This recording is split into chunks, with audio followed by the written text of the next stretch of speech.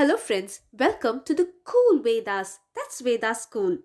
Today, let's listen to the story of a Nishada prince who worshipped Dronacharya as his guru. The story of the one who, if allowed, might have excelled Arjuna in archery. Now, this story has been mentioned in Sambhava Parva in Adi Parva. Let's listen along and find out the story of none other than Ekalavya. So, hearing reports of Drona's extraordinary skills, many kings and princesses desirous of learning the science of arms flocked to him by thousands. Among those that came there was a prince named Ekalavya. He was the son of Hiranyadanus, the king of Nishadas. But Drona, however, though cognizant of all rules of morality, did not accept the prince as his shishya in archery, seeing that he was a Nishada who might in time excel all his other Kshatriya sishyas. Drona did identify the genius in Ekalavya, but yet he decided to not teach him the lessons of archery. But anyway, the good Nishada Prince Ekalavya, touching Drona's feet with bent head, waded his way back into the forest, and there he made a clay image of Drona and began to worship it respectfully, as if it was his real guru. And he then practiced weapons before it with the most rigid regularity. As consequence to his exceptional Guru Bhakti and his dedication to his practice, all the deep processes of fixing arrows on the bowstring, aiming, and letting off the arrow became very easy for him. He became a master in archery by teaching himself. And one day, the Kauravas and the Pandava princes, with Drona's permission, set out in their chariots on a hunting excursion. A servant too followed the party of princes at a distance with the usual implements and a hunting dog. Having reached the woods, they wandered about in search of a good kill, a good hunt. Meanwhile, the dog which was with them came upon the Nishada prince Ekalavya, and beholding the Nishada of a dark hue, of body smeared with filth, dressed in black, and bearing matted locks on head, the dog began to bark aloud. Thereupon, the Nishada prince Ekalavya, just for the sake of showing off his skill, sent 7 arrows into its mouth, that is, into the mouth of the dog, before the dog could shut the mouth, into the mouth of the barking dog, the open mouth of the dog. The dog, thus pierced with 7 arrows, came back to the Pandavas with arrows in its open mouth. Those heroes who saw that sight were filled with wonder and ashamed of their own skill.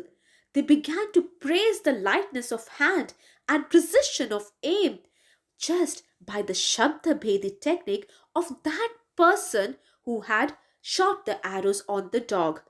The Pandavas were totally amazed and wandered in the woods in search of this skilled archer. And soon the Pandavas did find the Nishada prince who was still practicing his archery skills. And beholding that man of grim visage who was totally a stranger to them, they asked, "Who are you and whose son are you?" Thus questioned, the man replied, that is, Ekalavya replied. He said, "Hey heroes, I am the son of Hiranyadanus, the king of the Nishadas. Know me also as Drona's Shishya, working hard for the mastery of the art of arms," he said. The Pandavas then, having known all about Ekalavya, returned to the city, and going unto Drona, told him of that wonderful feat of archery which they had seen in the woods. Arjuna, in particular, was very disturbed after seeing Ekalavya. A fever of jealousy had risen in him. Arjuna alone went to meet Drona, and relying heavily on his Guru's affection for him, he said, Guru, you had lovingly told me, clasping me into your heart, that no shishya of yours will ever be equal to me. Then why is there a Shishya of yours, the mighty son of the Nishada king, who is superior to me? O Guru, please answer me, said Arjuna. On hearing these words, Drona reflected for a moment and resolving upon the course of action he should follow, took Arjuna with him and went unto the Nishada Prince. And he looked at Ekalavya with body smeared with filth, matted locks on head, clad in rags, bearing a bow in hand, and ceaselessly shooting arrows. And when Ekalavya saw Drona approaching towards him, he went a few steps forward and lay down the ground, touching his Guru's feet.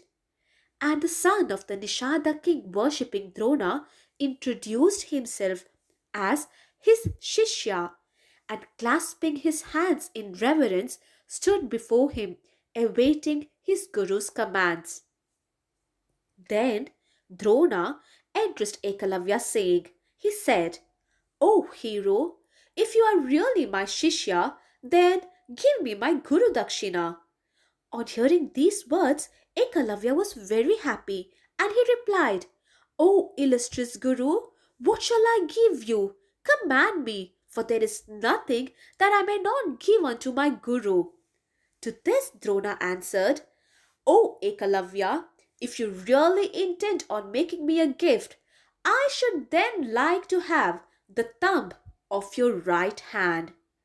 Hearing these cruel words of Drona, who had asked of him his thumb as Guru Dakshina, Ekalavya, the one who was ever devoted to truth and desirous of keeping his promise, he, with a cheerful face and an unafflicted heart, cut off without ado his thumb and gave it unto Drona.